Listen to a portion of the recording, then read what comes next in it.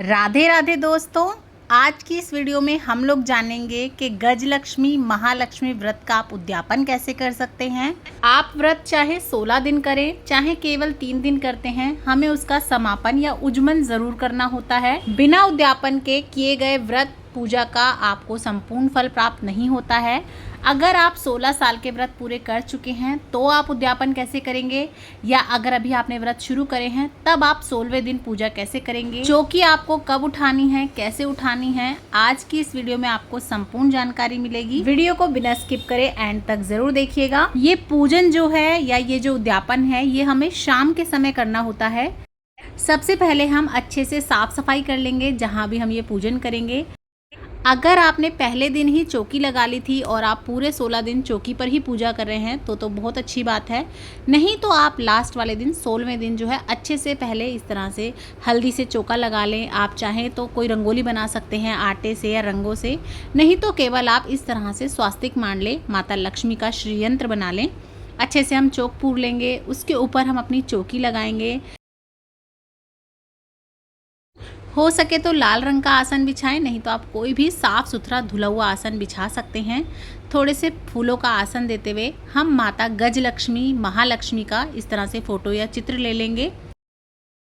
पूजन के लिए जब आप लक्ष्मी माता की कोई भी फ़ोटो, मूर्ति या चित्र लें तो ध्यान रखें लक्ष्मी माता खड़ी ना हो, वो बैठी अवस्था में हो, ताकि आपके घर पे उनका स्थायी निवास हो।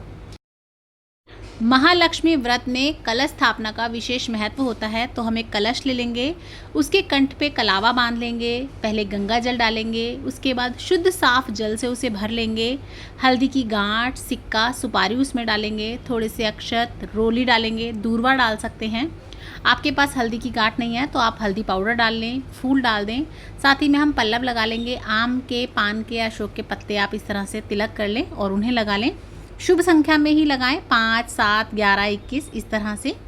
उसके बाद हम नारियल लेंगे, और नारियल आप लें तो ध्यान रखिएगा जो आपका नारियल है वो सूखा हुआ ना हो, उसमें पानी हो, आप अच्छे से देख लीजिएगा। इसके ऊपर आप चुन्नी लपेट सकते हैं या फिर आप चाहें तो 1.25 मीटर लाल कपड़ा लपेट लें, नहीं तो आप केवल कलावा या मोली भी लपेट सकते हैं। जब भी आप कलश स्थापना करें ध्यान रखें नारियल के मुख का विशेष महत्व होता है। आपका जो नारियल का मुख है या तो वो साधक की तरफ होना चाहिए, जो पूजा कर रहा है उसकी तरफ, या ऊपर की तरफ। आप हमेशा नारियल के मुख का विशेष रूप से ध्यान रखिएगा। अपने कलश के ऊपर भी हम स्वास्तिक बना लेंगे। कलश रखने के लिए आपको उसके नीचे अष्टदल कमल बनाना है, तो इस तरह से चावल ले लें और इसमें आप इस तरह से 8 लाइनें खींच देंगे और इसको अच्छे से जो है आप पत्ती की शेप दे देंगे, तो ये हमारा अष्टदल कमल बन जाता है। आप देख सकते हैं वीडियो में मैं कैसे बना रही हूँ, बहुत ही आसान है, इसी तरह आप बना लीजिएगा। थोड़ी सी हल्दी डालेंगे और भगवान विष्णु का नाम लेते हुए अपने कलश की स्थापना कर देंगे। थोड़े से चावलों का आसन देते हुए हम भगवान गणपति को भी विराजमान करेंगे। महालक्ष्मी या गजलक्ष्मी व्रत में गज की यानी कि हाथी की विशेषकर पूजा की जाती है, तो उन्हें भी हम पूजन में बिठाएंगे। मिट्टी से बने हाथी आप ले लीजिएगा। सर्वप्रथम अपना दिया जोड़ेंगे, उसके बाद भाव स्वरूप से हम गंगा जल का छींटा देते हुए सभी को स्नान करा देंगे।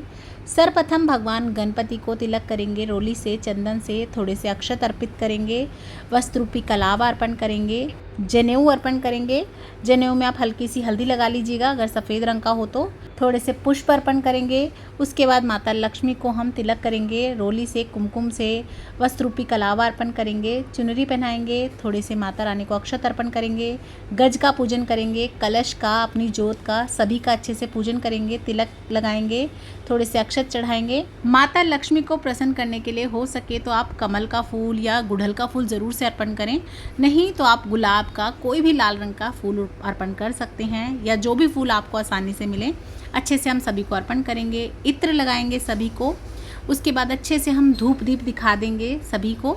भोग प्रसाद में आप आज के दिन खीर ज़रूर से बनाएं, अच्छे से आप केसर वगैरह डाल के खीर बनाएं। माँ लक्ष्मी अति प्रसन्न होती हैं खीर के भोग से। साथ ही में हम कुछ ऋतुफल रख देंगे, अनार हो तो आप ज़रूर से रखें। उसके बाद जो हमने माता रानी के लिए गहने बनाए थे, हम इस तरह से पहले माता रानी को छुआ देंगे, उन्हें पहना देंगे। उसके बाद सभी माता रानी को अर्पण करके चौकी पर ही रख देंगे। साथ ही में हम ये 16 सोरा और सोरी चढ़ाएंगे, जिसमें 16 मीठे पूड़े होते हैं और 16 नमक के होते हैं। इन्हें भी हम चढ़ा के माता रानी को अर्पण करके चौकी पे ही रखेंगे।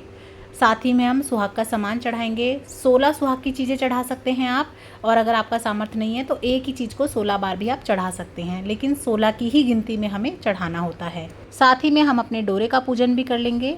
अगर आपने डोरा पहले दिन ही बना लिया था तो अब तक आपकी 16 दिन की 16 गांठें लग गई होंगी। आज लास्ट दिन है, आपको 16वीं गांठ लगानी है। लेकिन कुछ लोग जो है ना, पहले दिन डोरा नहीं बना पाते या नहीं बनाया, आपने भूल गए हैं, तो फिर आप आज के दिन आखिरी दिन भी 16 गांठ का 16 तार का डोरा बना सकते हैं। तो आप कच्चा सूत ले लें, चाहे तो कलावा ले सकते हैं। 16 तार गिन लेने हैं आपको उसके, और 16 गांठें लगा लेनी हैं। अगर आपका कच्चा सूत सफ़ेद रंग का है तो उसे हल्दी से थोड़ा सा रंग लीजिएगा, सफ़ेद रंग का डोरा नहीं पहनना है। और इसके साथ हम इस तरह से 16 गांठ का डोरा बना लेंगे। कुछ लोग पहले दिन डोरा बनाते हैं, एक गांठ लगाते हैं, और फिर रोज़ की एक एक गांठ लगाते हैं, तो भी 16 गांठ का डोरा 16 दिन में पूरा होता है। कुछ लोग पहले ही दिन 16 गांठें लगा लेते हैं, तब भी ये उचित है। और कुछ लोग आखिरी के दिन ये डोरा बनाते हैं और उसी दिन इसे लेते हैं। पहले हम डोरा बना लेंगे, अच्छे से उसका पूजन करेंगे, धूप दीप दिखाएंगे, जल छिड़केंगे और फिर माता रानी के चरणों में रख देंगे। पूजन संपूर्ण होने के बाद इस डोरे को धारण किया जाता है। महिलाएं इसे अपने बाएं हाथ में और पुरुष अपने दाहिने हाथ में इसे धारण करते हैं। ये 16 गांठ का डोरा 1 साल के लिए, 1.25 महीने के लिए आप लेते हैं। अगर आप ऑफिस जाते हैं, नहीं पहन के बाहर जा सकते, नहीं पहनना चाहते, तो केवल आप 7 दिन पहन लें और उसके बाद इसे कहीं सेफ जगह पे या फिर अपने मंदिर में इसे आप रख सकते हैं। अपनी यथाशक्ति अनुसार कुछ दक्षिणा अर्पण करेंगे। उसके बाद हाथ में हम 16 गिन करके दाने लेंगे। दाने आपके टूटे हुए नहीं होने चाहिए चावल के, और आपको बोली यानी कि कहानी बोलनी होती है और एक एक दाना बोलते हुए चढ़ाना होता है। क्या बोलते हुए चढ़ाना होता है वो मैं आपको डिस्क्रिप्शन बॉक्स में लिख के दे दूँगी, आप वहाँ से देख लीजिएगा। इसी तरह हम 16 दाने चढ़ा देंगे पहले माता रानी के चरणों में। उसके बाद हम यहीं पर बैठ के माता रानी के सामने ही कथा सुनेंगे। तो कथा सुनने के लिए आप हाथ में कुछ दाने या फूल ले लें, और आप जो भी दाने चढ़ाने के लिए लेंगे याद रखिएगा चावल के लें और वो टूटे हुए ना हों। 1 लोटा हम जल ले लेंगे। अपने लोटे के कलश पे भी आप जो है कलावा बांध लें, उसे अच्छे से तिलक कर लें। कहानी का वीडियो भी चैनल पे है, आप वहाँ चेक कर सकते हैं। कहानी सुनने के बाद ये जो कहानी सुनी के दाने हैं, हम इन्हें थोड़े से अपने लोटे में डाल देंगे, भगवान गणपति को अर्पण करेंगे और अपनी मनोकामना मांगते हुए माता रानी को अर्पण करेंगे, उनसे आशीर्वाद लेंगे। ये 1 लोटा जल आप चंद्रमा को अर्घ दे सकते हैं। उसके बाद आप हवन करेंगे। तो हवन आप चाहें तो गोबर का जो उपला होता है उस पर कर लें, नहीं मिल पाता तो आप कपूर पे भी कर सकते हैं। और 16 आहुतियाँ तो आपको कम से कम देनी है। माता लक्ष्मी का मंत्र आपको जाप करना है, और हो सके तो आप माता लक्ष्मी के नाम का एक माला ज़रूर से जाप करें। माला के जाप का विशेष रूप से महत्व होता है महालक्ष्मी व्रत में। उसके बाद हम भोग लगा देंगे अपनी 11 पे खीर वगैरह से, जो भी आपने मिष्ठान बनाए हों उनसे। उसके बाद हम आरती करेंगे। तो आरती करने के लिए आपको 16 दिए चाहिएंगे, और ये दिए आप देसी घी के ही लें। अगर किसी भी कारण से देसी घी नहीं ले सकते तो आप शुद्ध तिल का तेल ले सकते हैं, लेकिन सरसों का तेल या और कोई चीज़ आप मत लें। तो यहाँ पे मैंने 16 दिए ले लिए हैं, और अगर आप 16 अलग दिए नहीं ले सकते तो कोई बात नहीं, आप एक दिए में 16 बाती लगा के भी पूजन कर सकते हैं।